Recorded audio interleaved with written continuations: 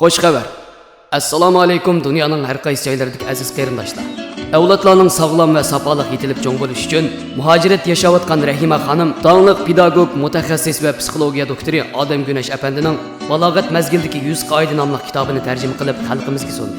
Bu kitob balog'at mazgildagi qiz o'g'illarning har xil psixik o'zgarishlari, o'zini tutolmay tizli safra bo'lib ochiqlanib kelishining sabablari, ba'zi bolalarning ziyoda jimg'ur bo'lib qolishi yoki qiz o'g'illarning burunli muhabbatli yo'liga kirib qolishining sabablari, internet, televizorlardan qanday ta'sirlarni qabul qilish va uni qanday kontrol qilish, ota-onalarning ular bilan bo'lgan muomalada qanday bo'lish va qanday bir taraf qilish usullarini o'zida mujassamlashtirgan kitobdir.